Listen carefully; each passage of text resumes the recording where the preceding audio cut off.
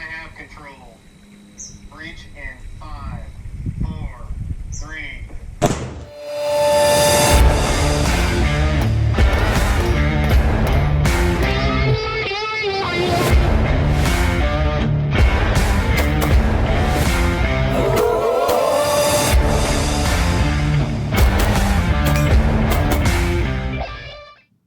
What's up, guys? It's Uncle Freedom coming to you on another glorious and well-deserved day off, kinda. I go to work tonight. And today we're going to take a look at stockpiling ammo and a question that was asked a lot, which was factory versus hand loading. This is a big subject that takes a lot of stuff to go on, but we're going to condense that down in this video a little bit more. If you guys want to see more reloading stuff, I do have some videos that are already done on things like the cost of reloading and stuff like that. If you got questions, just leave them below or shoot me a message and I will get in touch with you. Stuff should be flashing across the bottom of your screen. As always, if you're looking to support the channel, description box below, there's a link. Follow that link.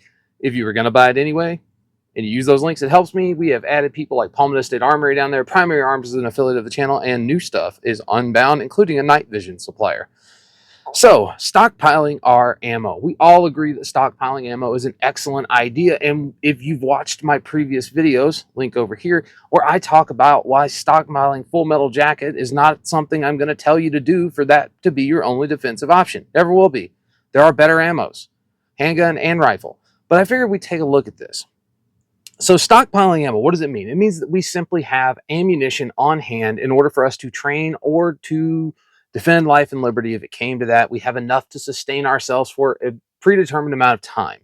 And a lot of this is going to be highly dependent on how much you shoot. I shoot 40,000 rounds a year. I need more ammo than somebody that shoots 2,000 rounds a year. So why should you be stocking ammo? If you are not paying attention to what's going on in the world right now, stocking ammo is excellent insurance. I hear new stuff every day. Primers are getting harder to find. Companies are stopping civilian sales. Like, there is stuff going on. And here's the deal. The government doesn't necessarily have to ban guns. They just have to make ammo unobtainable. If that's the case, guns are pretty much sticks. However, if you have a decent stockpile of ammunition, even if they do that, you can still defend America the way it should be. So when the biggest conversation when we have against factory versus hand loads, and I should paraphrase this by saying that when I refer to hand loads, I mean your hand loads. Don't trust other people's hand loads. I'm sorry, don't do it. If you get it wrong, you blow your gun up. Please hand load your own ammo if you're going to do it. But let's look at some pros and cons. So for factory ammunition, it's convenient, right? We can go to the store and buy it. It's accessible right now. Clearly, right now.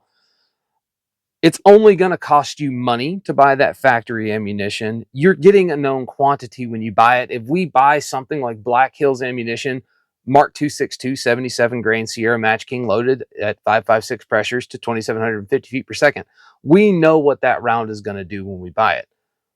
We know what we're getting when we buy that. Just like we know when we buy Tula ammo that it's going to be pretty much underpowered, right? Like, we understand the quantity that we're getting when we buy ammunition. It is easier to outfit a team if we're buying factory ammo. It is a whole lot easier because once we start hand loading, we are tailoring stuff out to the gun versus we're buying factory ammo. If everybody's zeroing their stuff with a known quantity of factory ammo, then as long as we have that factory ammo, everybody's stuff is zeroed. It is absolutely a more cost-efficient training ammo endeavor, 100%. You will never save the money to justify the equipment cost to just load Full Metal Jacket.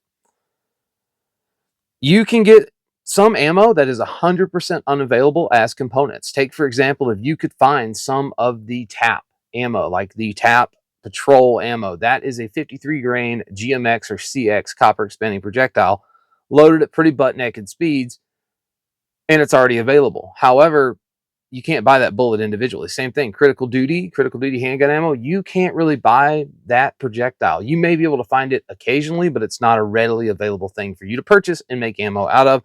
So we can get some things that just don't exist. Usually and typically when we start talking about running a factory ammo, we are getting lower flash signatures out of it. We are getting specialty blended powders that burn in a specific amount of time. You are not going to do that as a hand loader. You are never going to blend powder, at least not successfully in any real rate, not to blow yourself up. It's very hard to do. And since everyone doesn't have a piezo pressure gauge, we shouldn't be screwing with some of that stuff because we only get to get it wrong like once, and then things grenade when we're playing with them.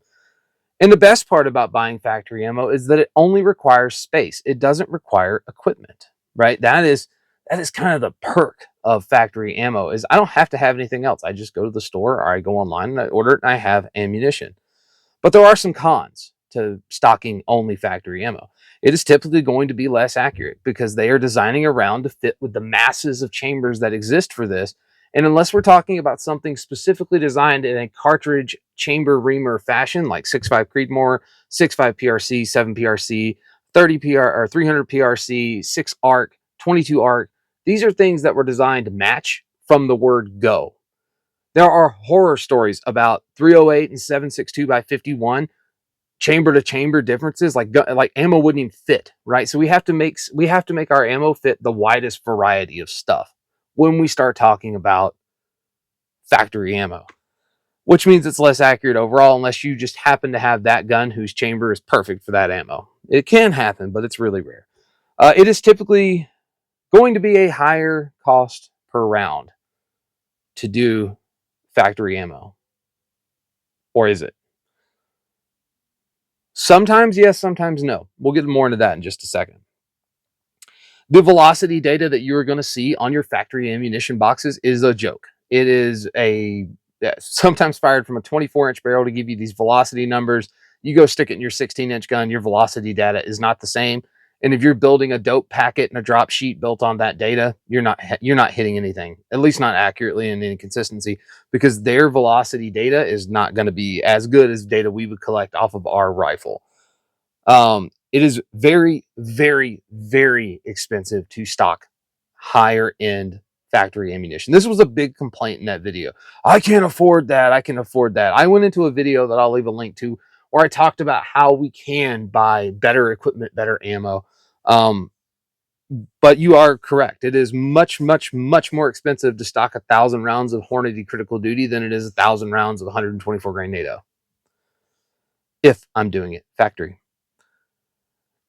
One of the problems we see though with factory ammo is inconsistencies lot to lot.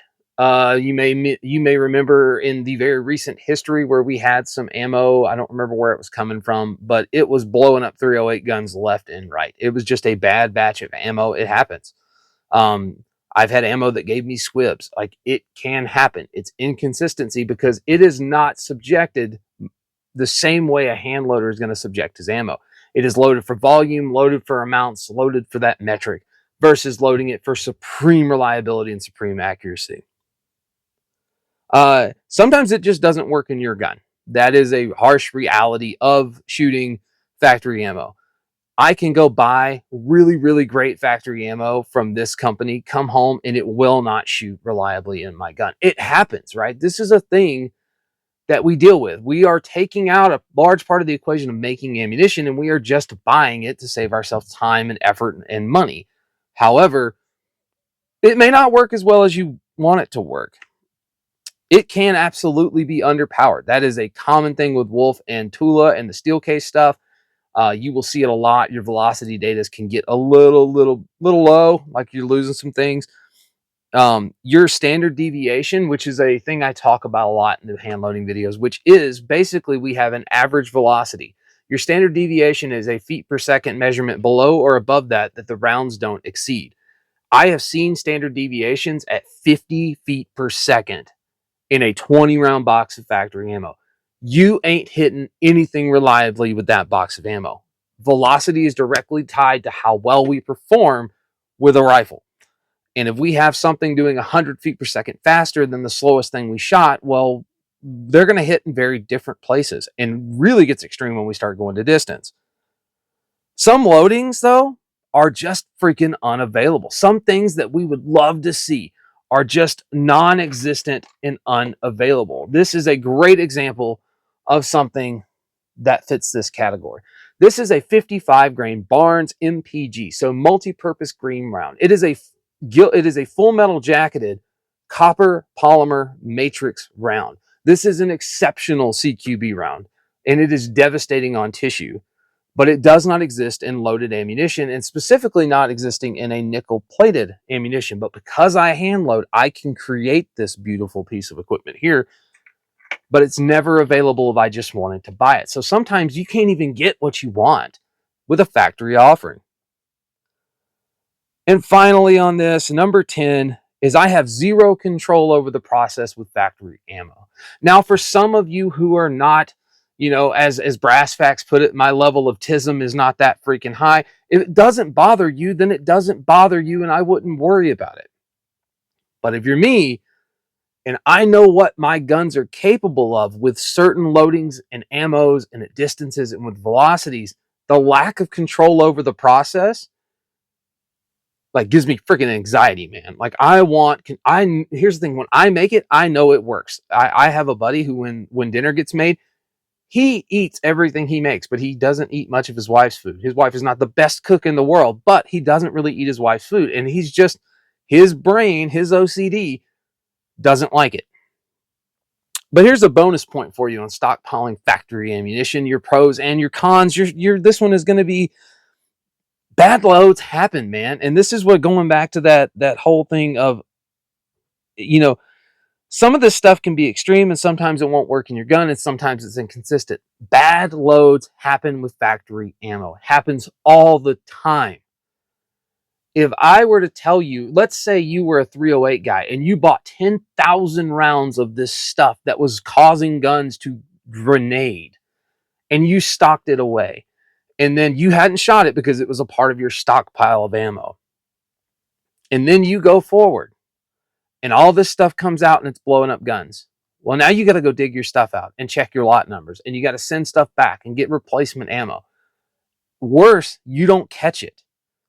And you bought factory ammo that turns into the sabotage ammo that we made in World War I and World War II, where we created ammunition that was incredibly bad that would cause weapons to detonate so that they would take the firearm out of the fight. That can happen. Sometimes even the best companies in the world have problems where stuff can grenade and can go off and can destroy the firearm. So you need to understand that can take place, and it may not be the option you're looking for. So guys, there are pros and cons of stockpiling factory ammunition. Stay tuned, because in the next day or so, the second video of this will drop, and it will be the pros and cons laid out the same way for Handloads. But I have a very special treat at the end of the Handload video, because I'm going to give you real raw numbers, 100% verifiable numbers, factory to Handloads. So if we're going to stockpile ammo and we're going to load up stuff that's factory made only, there's 10 good pros for you here. Again, convenient, accessible, only is going to cost you money. You're going to get to know why that's important. It is easier for you to outfit a team. You're getting a known quantity. You can get some stuff that you can't ever get as a component. You've got optimized, blended, and low flash powders designed for the application. One of the most promising ones I've seen with that specific thing is the Hornady 75 grain interlock SBR. You would know that as the Hornady Black 75 grain SBR. Bit my cheek. Did you see that?